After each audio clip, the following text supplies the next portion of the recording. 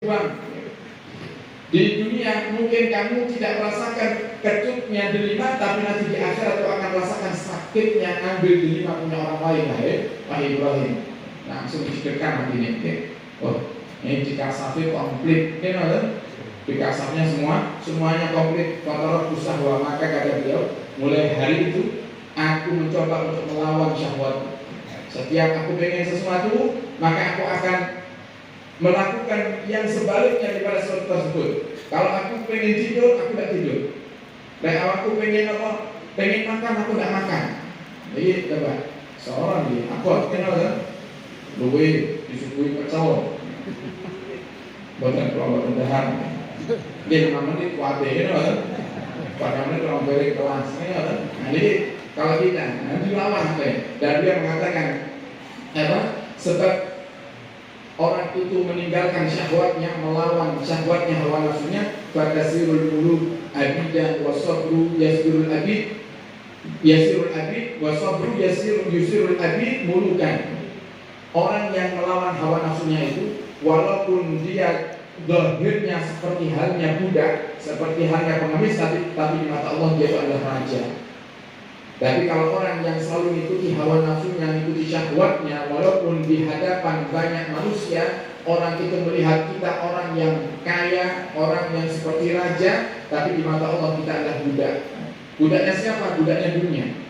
Oleh karenanya, para hadirin, kita perlu terus melawan hawa nafsu, berjihad. Lek jihad tadi, para sahabat berperang, para hadirin, jihad kita memerangi hawa nafsu. Makanya sampai dikatakan oleh para ulama, jihad itu ada 3. Mujahadah itu berjuang, itu ada 3 macam. Yang pertama, jihad al-kufar, berjihad melawan orang-orang kafir. Kata para sahabat berperang melawan mereka orang-orang kafir. Wa huwa jihad zahir, dan ini jihad secara zahir. Sebagaimana yang Allah katakan dalam Al-Quran, yujahiduna fi sabilillah, mereka berjihad di jalan Allah Subhanahu wa ta'ala. Jadi lawan ilahi kalimatillah, untuk mengagungkan nama Allah, mengagungkan Islam. Mereka para sahabat dan kita Muhammad berperang melawan orang-orang kafir, sehingga Islam ini bisa mulia, Islam ini bisa terjaga, terhormat, sebab jihadnya mereka para sahabat di masa lalu. Yang kedua adalah jihad ma'ashabil batil bil ilmi wa hujjah, jihad melawan orang-orang yang batil, orang-orang yang sesat. Dengan apa? Dengan ilmu. Bukan dengan kekerasan. Dengan ilmu, wal hujjah, dan dalil. Baqaulihi ta'ala, sebagaimana Allah katakan dalam Al-Quran, wajadilhum billati hiya ahsan, dan dialoglah kalian, berikan ilmumu kepada mereka, orang-orang yang batil ini, billati hiya ahsan, dengan cara yang baik. Bila tidak asal dengan cara yang baik. Nah, kemudian yang ketiga yaitu jihad ma'an nafsil ammarah bisu, jihad melawan hawa nafsu. Dan dari 3 jihad ini para hadirin, yang paling tersulit adalah jihad melawan hawa nafsu. Makanya ketika para sahabat diberikan kemenangan oleh Allah di peperangan Badar, perang Badar itu jumlah sahabat namun 313 orang. 313 orang melawan 3 kali lipat orang kafir. Yang secara logika harusnya sahabat ini harusnya kalah, karena dari segi jumlah saja sudah kalah. Dan ini bukan hanya jumlahnya kalah, para hadirin, persenjataannya pun juga kalah. Sampai wonten setunggal sahabat itu, dari 313 orang ini ada 1 sahabat itu bawa pedang, ibarat pedang itu lek zaman sekarang pedangnya namun radikalatan malah. Radikalatan, kuat perang, pukul pedangnya. Senjatanya terbatas, punya pedang 1, ada sahabat cuma punya pedang 1, putul sisa. Datang ke Nabi Muhammad SAW, ya Rasul, kalau nggak ada pedang namun setunggal niki ya Rasulullah, kok putul sisa ya Rasulullah. Nah, kemudian Nabi Muhammad SAW dalam sebagian riwayat Nabi Muhammad itu memegang tongkatnya, yang kemudian ditambahkan oleh Allah mukjizatnya Nabi, tongkat tadi berubah menjadi pedang dan diserahkan kepada sahabat itu diganti pedang yang patah. Nah, ini para hadirin, saking terbatasnya senjatanya para sahabat jumlahnya terbatas, senjatanya terbatas, kendaraannya terbatas, tapi Allah kasih kemenangan para hadirin. Allah kasih kemenangan karena apa? Allah turunkan bala tentaranya yang tidak terlihat.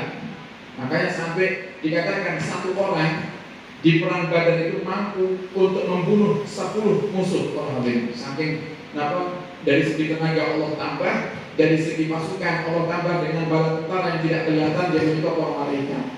Nah, akhirnya yang selesai Allah berikan kemenangan bagi para pejuang Badar para hadirin. Ketika selesai sahabat senang. Kenapa? Jumlahnya mereka sedikit, Allah kasih menang. Senangnya luar biasa. Kemudian mau pulang Nabi Dawud, wajahna min jihadil asghar ila jihadil akbar. Sekarang kita pulang dari jihad yang kecil menuju jihad yang lebih besar lagi. Kaget para sahabat, ya Rasul, adakah peperangan yang lebih parah dari perang Badar ini wahai Rasul? Dengan jumlah kita 313 melawan 900 sekian daripada musuh, ada yang mengatakan 1000 lebih daripada musuh. Wahai Rasul, adakah yang lebih besar lagi? Apa jawab rahmatnya? Yaitu jihad melawan hawa nafsu kita masing-masing. Akhirnya para sahabat itu diparingi kemenangan karena Gusti Allah di setiap peperangan. Selalu mereka pulangnya serta mereka berkata, wajahna min jihadil asghar ila jihadil akbar. Ikuti omongan Nabi Muhammad SAW. Nah, ini para hadirin, melawan hawa nafsu itu tidak gampang, tapi wajib hukumnya. Karena tidak ada satupun ibadah yang bisa kita kerjakan tanpa melawan hawa nafsu. Gitu maksudnya? Jangan ke majelis seperti ini harus melawan hawa nafsu. Kadang ngantuk, tapi tetap budal. Gitu maksudnya? Makanya pas ceramah kesukuan nggak deh. Berusaha mengambil hati lah, bibir suwe tenang. Ya, nanti apa suwe? Tidak melawan hawa nafsu. Oke. Lewat ini kopi betul, awal itu buat nangsal kopi, melawan hawa nafsu. Wah, kesempatan peluru hadir majelis simak tidak oleh kopi.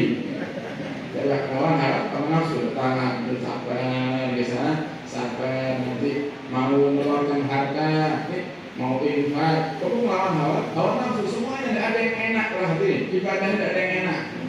Lebih enak dunia daripada ibadah. Tapi kalau kita terus mengikuti dunia para hadirin, maka nanti kita akan susah di akhirat. Karenanya kita harus menjaga diri daripada musuh yang terberat. Tawakal, jagalah kata para ulama, jagalah dirimu la ta'man. Jagalah dirimu dari hawa nafsu. Jangan pernah merasa aman daripada kejahatan hawa nafsumu. Karena nafsu akhbas min sakina syaitanan. Karena hawa nafsu itu lebih hebat dalam merusak manusia daripada 70 setan. Bukan satu setan tandingannya, satu hawa nafsu kalau panjenengan ini para hadirin itu lebih parah daripada tipu dayanya 70 setan. Tipu dayanya 70 setan. Makanya untuk melawan hawa nafsu diantaranya para hadirin yang diajarkan oleh Imam Haddad, juga diajarkan oleh para ulama termasuk dari kitab Muhammad SAW. Yang pertama baca sholawat. Contohnya baca sholawat. Karena api sumpah orang hadirin, api apa itu gundah, sumpah hadir majelis sholawat ini jadi tenang. Gimana? Jadi tenang karena obatnya. Sholawat itu obat semua penyakit, obat semua penyakit. Yang kedua, perbanyak membaca doa ya Allah biha, ya Allah biha, ya Allah bihusnil khotimah. Karena setan itu kalau dengar orang hadirin hawa nafsu setan dengar kita minta husnul khotimah, maka setan itu remuk. Jika orang hadat, setan itu terasa badannya remuk, hancur badannya. Kenapa? Karena memang targetnya hawa nafsu dan setan itu menjerumuskan kita ke dalam neraka.